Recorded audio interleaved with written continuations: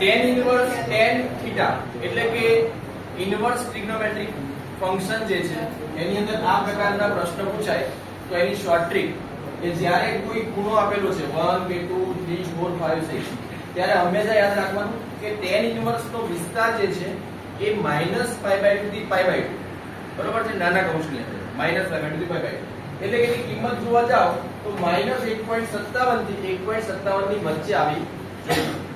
હવે જ્યારે પણ કોઈ ખૂણો 1 2 3 કહેવાનો મતલબ 1 છે તો ઓલરેડી -1.57 થી 1.57 ની વચમાં આવે જ છે.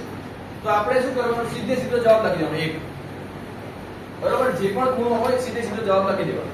પરંતુ જો એની અંદર નથી આવતો જેમ કે 2 તો 2 -1.57 થી 1.57 ની વચમાં આવતો નથી તો આપણે એને લાવવો પડશે. બરોબર, તો જેથી કરીને ઇનપુટ, એના માટે એક સૂત્ર યાદ રાખો, ઇનપુટ -n5.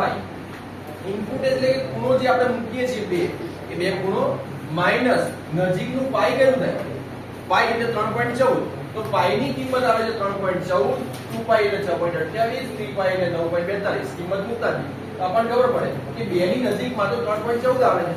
તો ઇનપુટ કયું તો કે 2 અને માઈનસ નજીકનું પાઈ તો 2 - પાઈ એનો જવાબ થશે. પાઈ ની કિંમત જો મૂકવામાં આવે તો 3.14.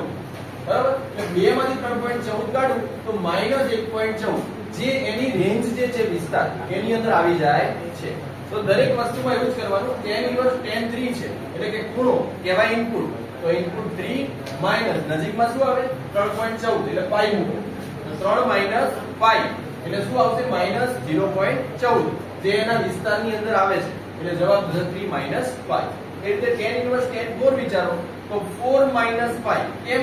કારણ કે 4 ની નજીકમાં 3 પાઈ એટલે સોરી 3.14 પાઈ તો 4 - પાઈ.